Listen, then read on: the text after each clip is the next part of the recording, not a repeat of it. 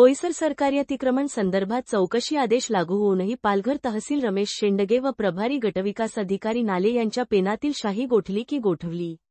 बोईसरमधील सरकारी जागेत अतिक्रमणावर तक्रारदारांनी केलेल्या पुराव्यासह तक्रारीनुसार जिल्हाधिकारी कार्यालयाकडून उपजिल्हाधिकारी रणजित देसाई यांनी 29 ऑगस्ट 2025 रोजी व जिल्हा परिषद तक्रार निवारण अधिकारी ए गढरी यांच्याकडून दिनांक 9 सप्टेंबर 2025 रोजी चौकशीचे आदेश, ज्यामध्ये सखोल व निपक्षपाती चौकशी करून गट विकास अधिकारी यांनी तात्काळ 15 दिवसाच्या स्वयंस्पष्ट चौकशी अहवाल कार्यालयास सादर करावा असे स्पष्ट उल्लेखासह आदेशपत्र होते.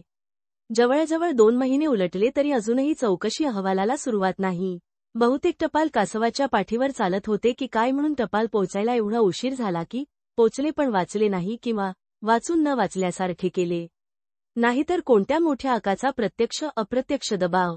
महत्त्वाची तांत्रिक बाब म्हणजे तात्काळ आणि स्वयंस्पष्ट या शब्दाचा शासकीय अर्थ या अधिकाऱ्यांना कळत नाही ही माहीत नाही. मग चौकशी करण्यासाठी टाळाटाळ का?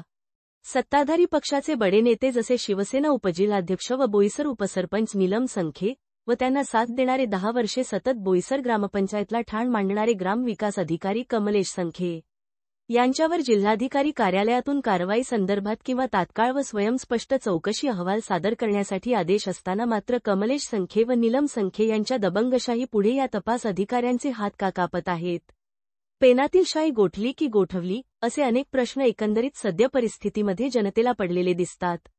वास्तविक शासकीय जागेवर अतिक्रमण हा अत्यंत गंभीर विषय असून यासारख्या व इतर गंभीर विषयावर बातम्या प्रसारित झाल्यानंतर शासन निर्णयादेशानुसार 24 तासाच्या आत संबंधित अधिकाऱ्यांनी स्पष्टीकरण देणे अनिवार्य आहे.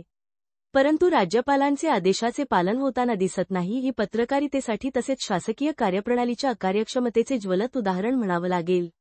नुकताच स्थानिक स्वराज्य संस्थांच्या निवडणुका येऊ घातल्या आहेत तरी निवडणूक अधिकारी व संबंधित अधिकाऱ्यांना या विषयाचे गांभीर्य दिसत नाही. परिणामी भाजपच्या काळात गतिमान सरकार म्हणणाऱ्यांनी तसेच पालकमंत्र्यांनी गतिमान शब्दाप्रमाणे कामात दिरंगाई करणाऱ्या अधिकाऱ्यांवर तरी गतिमान कारवाई करावी, त्यामुळे खरी पारदर्शकता जनतेसमोर दिसेल ही आशा पालघर जिल्ह्यातील जनतेला वाटते. वार्ताहर इंडिया न्यूज 28 साठी प्रणय प्रभाकर पाटील, पालघर जिल्हा ब्युरो चीफची रिपोर्ट.